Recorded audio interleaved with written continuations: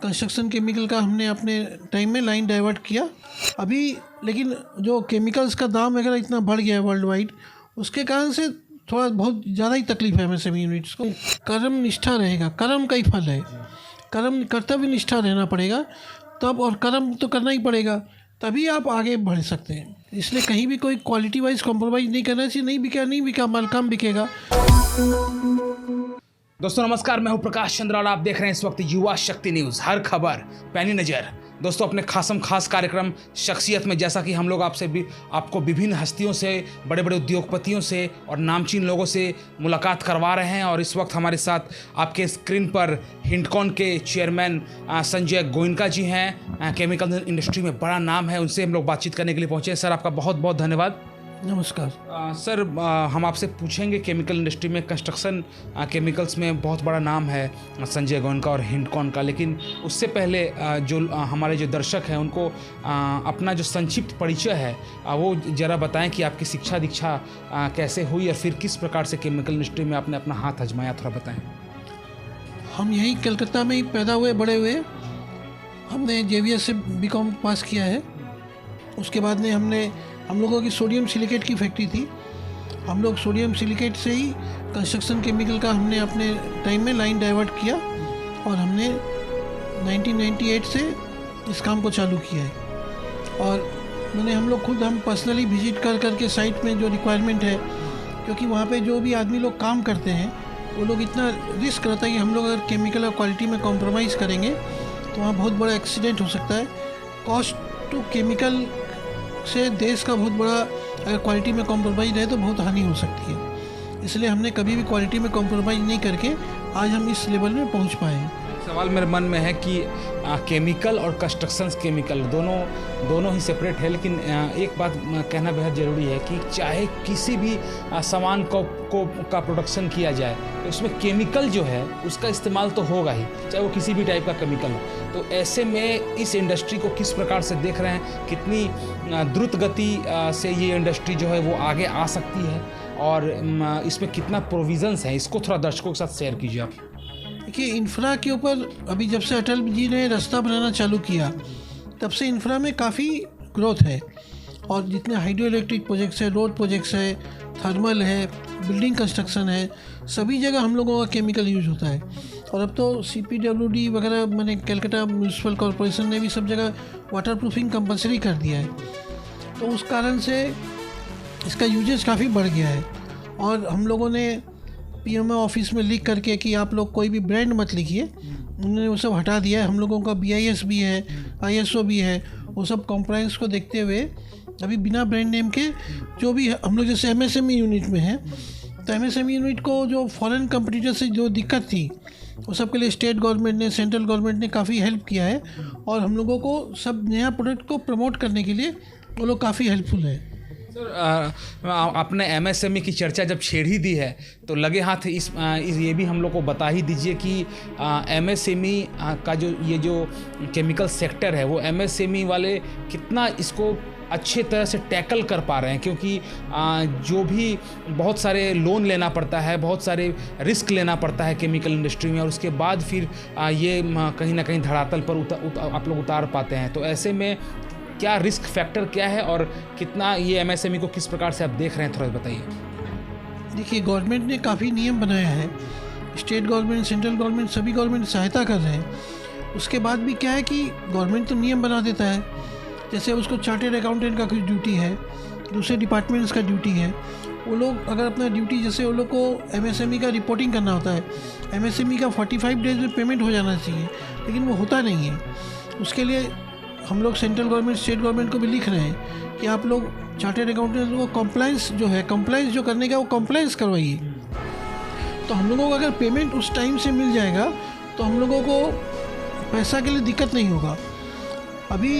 लेकिन जो केमिकल्स का दाम वगैरह इतना बढ़ गया है वर्ल्ड वाइड, उसके कारण से थोड़ा बहुत ज़्यादा ही तकलीफ है MSME यूनिट्स को, क्योंकि उतना दाम मार्केट में नहीं बढ़ रहा है।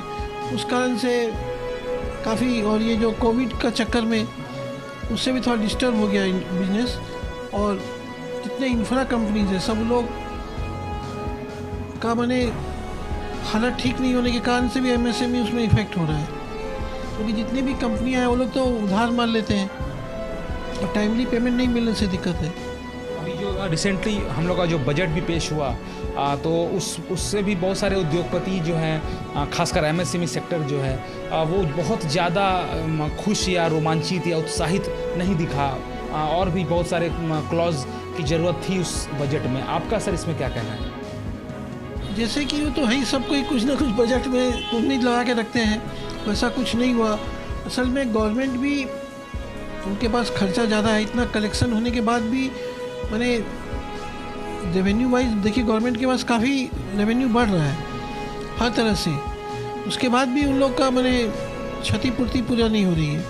जैसे उन लोग ने इतना एक्साइज ड्यूटी डीजल वगैरह में बढ़ाया, स्टेट का भी उससे सेल टैक्स में मैंने टैक्स में पैसा कलेक्शन बढ़ जाता है, जीएसटी में, वैट में, जो भी हो तरीक़ा से, लेकिन उसके बाद भी सब कोई खाली है क्योंकि सब जगह खर्चा बेसी है, कमिटमेंट ज़्यादा कर देते हैं इनकम से, तो उसमें जन साधारण जो हम लोग टैक्स पेयर हैं वो लोगों को कोई बेनिफिट नहीं मिल रहा है।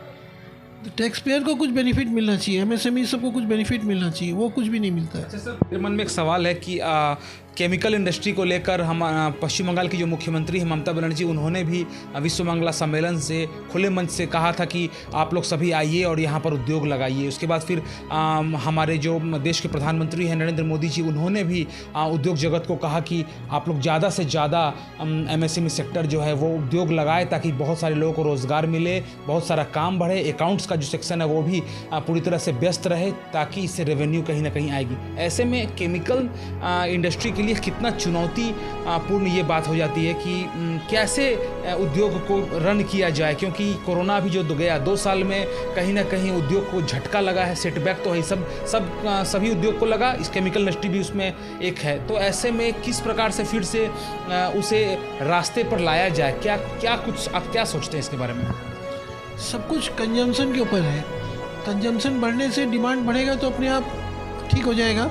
सरकार पूरा चेष्टा कर रही है, स्टेट गवर्नमेंट भी कहीं भी कुछ पीछे नहीं है, उनका भी चेष्टा पूरा है, लेकिन थोड़ा वर्क कल्चर जो इतना दिन में ख़राब हो गया, कोई चीज़ को सुधरने में टाइम लगेगा, तो उनका स्टेट गवर्नमेंट का पूरा सहयोग है, सेंट्रल गवर्नमेंट का भी पूरा सहयोग है, लेकिन ये जो बीच में कोविड हो गया उस चक्कर में वो वापस मैंने रास्ते से हट गया। लेकिन फिर भी हम लोग तो यही उम्मीद रखते हैं कि सब ठीक होगा। और जो सबसे बड़ा बात है कि वर्ल्ड वाइड दाम बढ़ गया, कोविड के चक्कर में जो फ्रेट बढ़ गए, उस चक्कर में डीजल पेट्रोल के दाम बढ़ गए, उससे सब डिस्टर्बेंस है। और अभी तो हो सकता है कि ये इलेक्शन रिजल्ट आने के बाद फिर बढ़ जाए सबका दाम, तो उसका क्या होगा कुछ समझना मुश्किल है। दोस्तों मैं बता दूं आपको कि हमारे साथ हिंडकॉन के प्रमुख हैं चेयरमैन संजय गोयनका जी हमारे साथ आपके स्क्रीन पर हैं और साक्षात्कार दे रहे हैं। और रह के कभी कभी हिंडकॉन को बहुत ही बड़े बड़े अवार्ड से भी नवाजा जाता है। और जब सर कोई बड़ा अवार्ड मिलता है कंपनी को तो जिम्मेदारी कितनी बढ़ जाती है, कर्तव्य निष्ठा कितनी ज़्यादा प्रबल हो जाती है, थोड़ा ये लोगों को बताएं। देखिए कहीं भी कॉम्प्लायंस पूरा करने के लिए सब कुछ इंटरनल ऑडिट, एक्सटर्नल ऑडिट सब होता ही है, प्लस हम लोग ISO भी ले रखे हैं, BIS भी ले रखे हैं, तो हम लोग सब तरह से क्वालिटी के प्रति जागरूक रखते हैं, सब कुछ कॉम्प्लायंस पूरा करते हैं, जिससे तभी हम लोग अवार्ड के हकदार हो सकते हैं। और आज के दिन देश में आज हम लोग अमेरिका ये सब का बात करते हैं, हम लोग वहाँ पे उनका बराबरी करने के लिए हम उनका क्या है, उनका कॉम्प्लायंस पूरा है, और क्या है, वो भी इंसान है, हम लोग भी इंसान हैं। तो हम लोग अगर सिस्टम से चलेंगे तो हम लोग आगे बढ़ेंगे ही बढ़ेंगे। इसलिए डिसिप्लिन फर्स्ट है, तो हम लोग डिसिप्लिन होके चलने से ही है, डिसिप्लिन मस्ट उसको फॉलो करना चाहिए। उद्योगपति तो है ही संजय गोयनका जी, साथ में इनका एक और चेहरा है समाज सेवी का चेहरा। और जो हमारे पास जो लिस्ट है उसमें उसके अनुसार ये लायंस क्लब से जुड़े हुए हैं, अग्रसेन धाम से जुड़े हुए हैं, ऑल इंडिया मारवाड़ी फेडरेशन से जुड़े हुए हैं। कोरोना काल में कितनी समाज सेवा हुई और क्या हमारा जो समाज के प्रति कुछ ना कुछ दायित्व तो बनता है, तो पूरे कोरोना काल में इन तमाम जो भी संस्थाएं थी उसके मार्फत आपने क्या क्या काम किया वो थोड़ा दर्शकों को बताएं।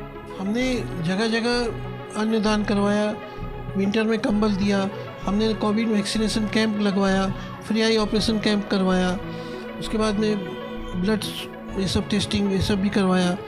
तो हम लोग से जो हो सका, जो भी माध्यम भगवान ने दे रखा है, हम लोग सब यूज़ करके जगह जगह कहीं किसी को लोगों को स्कूल के फीस के लिए भी सहायता करी, मैंने कहीं भी हम लोग जो हो सका अपने से बेस्ट वो किया है।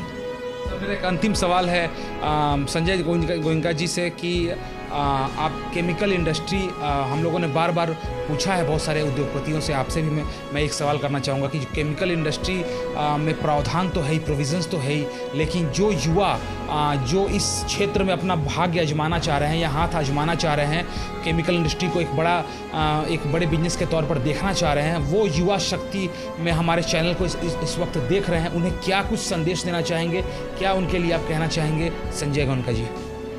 देखिए क्या होता है कि इतना कंपटीशन का मार्केट है और दूसरा आदमी दाम कम करके क्वालिटी में अगर कंप्रोमाइज़ करता है तो वो काम कभी नहीं करना चाहिए।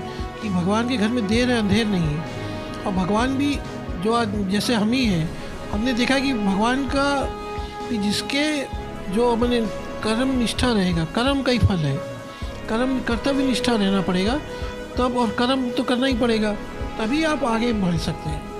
इसलिए कहीं भी कोई क्वालिटी वाइज कॉम्प्रोमाइज़ नहीं करना चाहिए। नहीं बिका माल कम बिकेगा, लेकिन वेट करके क्वालिटी आपका अप्रूव हो, क्वालिटी के हिसाब से ही माल देना चाहिए, क्वालिटी प्रोडक्ट होना चाहिए।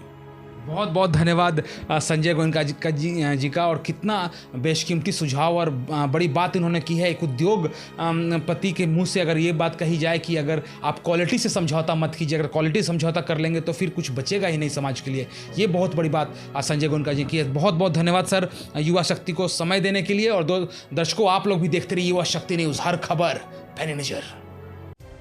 अपने इलाके की खबरों को जानने के लिए युवा शक्ति चैनल को सब्सक्राइब करें।